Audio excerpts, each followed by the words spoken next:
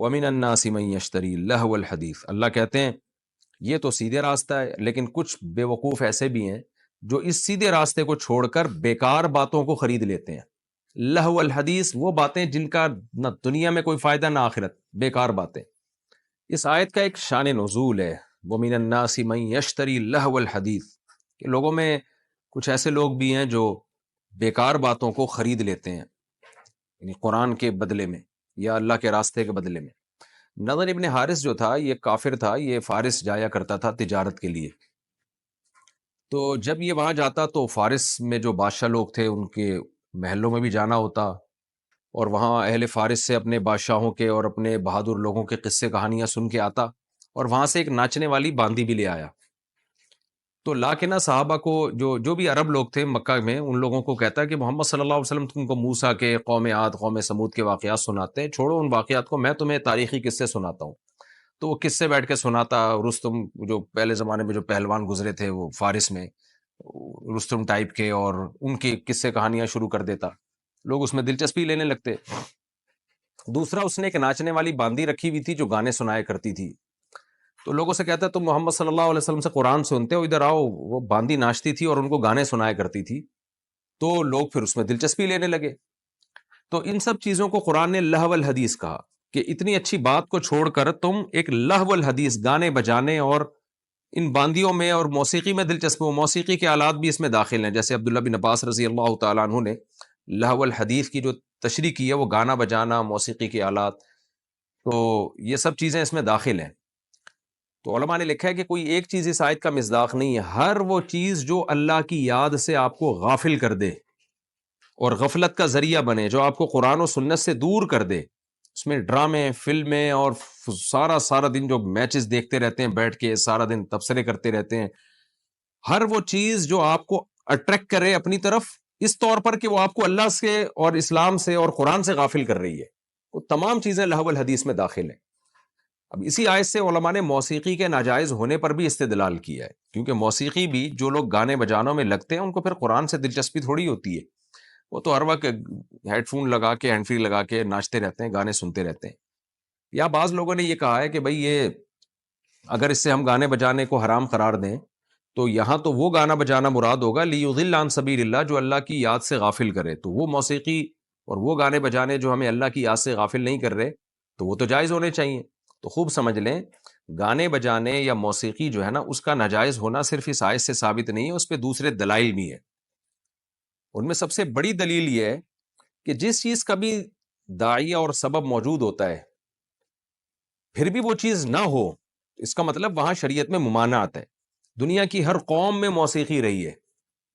اور یہ ایسی چیز ہے جس کی طرف انسان مائل ہوتا ہے، لیکن ہم دیکھتے ہیں نبی صلی اللہ علیہ وسلم کے دور میں، صحابہ میں کوئی ایک صحابی بھی ہمیں نہیں ملتا جس سے کوئی ایک بانسری تک کا ہمیں ثبوت مل جائے، ایک باجے تک کا ہمیں ثبوت مل جائے۔ اس کا مطلب پیغمبر صلی اللہ علیہ وسلم کی طرف سے پابندی تھی۔ اس کی میں اور آسان مثال دیتا ہوں۔ عرب میں تصویروں کا بڑا رواج تھا، بتوں کی تصویریں بناتے، پہاڑوں کو تراش کے مجسمے بنایا کرتے تھے۔ اب فرض کریں ہمارے پاس کوئی حدیث نہ ہوتی تصویر کے حرام ہونے کے بارے میں، پھر بھی اتنا ہمارے لیے کافی تھا کہ نبی صلی اللہ علیہ وسلم سے اتنی محبت صحابہ کو، اس کے باوجود صحابہ نے نبی کی تصویر نہیں بنائی، نہ تابعین نے کسی صحابی کی تصویر بنائی، حالانکہ وہ تصویروں کا فن تو عروج پر تھا اس زمانے میں۔ تو یہ نہ بنانا اس کی علامت ہے کہ بھائی ان کو روکا گیا ہے اس عمل سے، ورنہ یہ داعیہ تو موجود ہے، رواج بھی ہے، دل بھی چاہتا ہے انسان کا اپنے بڑوں کی، آج بھی لوگ رکھتے ہیں نا اپنے بڑوں کی البم اور یادگاریں، اپنے بچوں کی، اپنے باپ دادوں کی گھروں میں لٹکی بھی ہوتی تصویریں، اپنی شادی بیاہ کی، لیکن ہمیں ایک صحابی نہیں ملتا ہے کہ انہوں نے کوئی ایک چڑیا تک کی تصویر بنائی ہو اپنے ہاتھ سے۔ تو یہ اس کی علامت ہے، یہ خود ایک واضح دلیل ہے کہ بھئی یہ ممانعت تھی، تبھی تو نہیں کیا نا انہوں نے یہ کام۔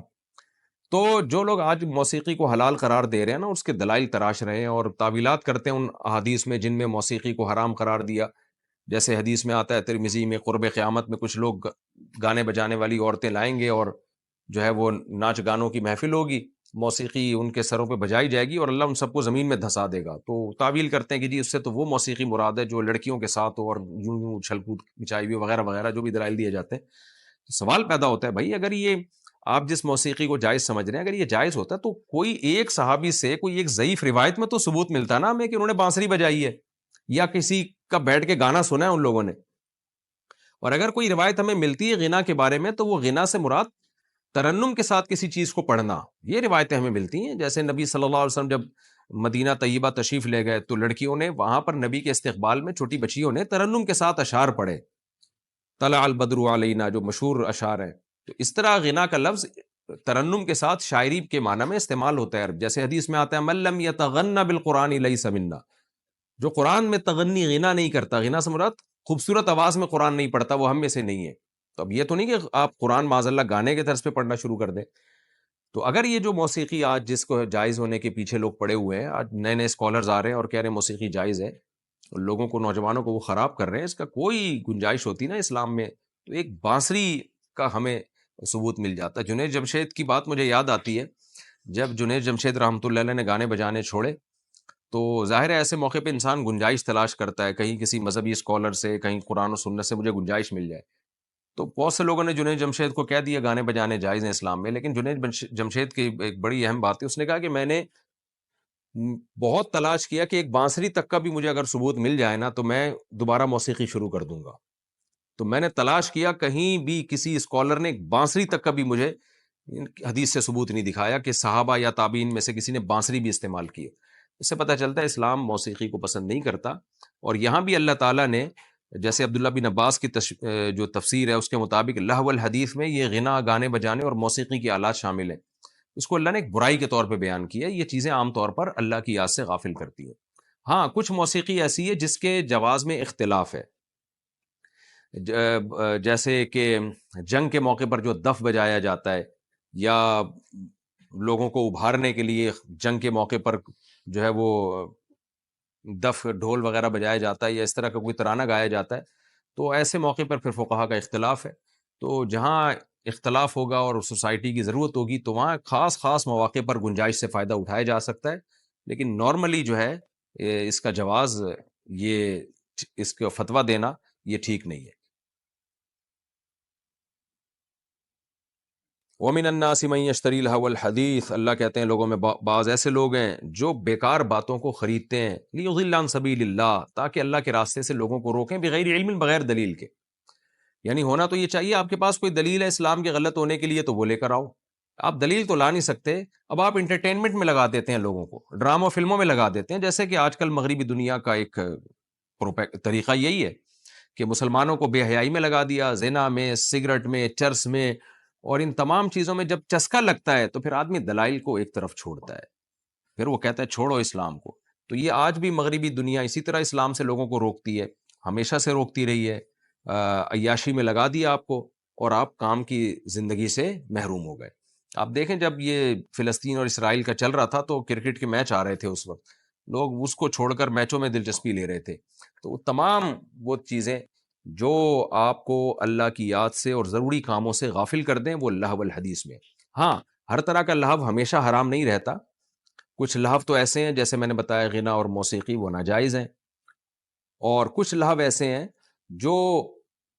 مباح ہے. دوسری قسم لہو کی وہ ہے کہ جو صرف جائز ہے، یعنی کوئی ثواب بھی نہیں ہے، کوئی گناہ بھی نہیں ہے، جیسے ایسے ادھر ادھر آدمی کھیل کود کے ٹائم ویسٹ کر رہا ہو، ناپسندیدہ ضرور کہا جائے گا اس کو لیکن حرام نہیں. اور تیسری لہو کی قسم وہ ہے جو مستحب ہے، وہ دیکھنے میں لہو ہے، حقیقت میں وہ لہو نہیں ہے. جیسے وہ کھیل جو دماغی صحت کے لیے ضروری ہیں تاکہ آپ اپنے دماغ کو مفید کاموں میں استعمال کر سکیں، دماغ اس کے بغیر آپ کا فریش نہیں ہوتا، تو وہ صرف جائز نہیں، نیت اچھی ہو تو وہ ثواب بھی ہے.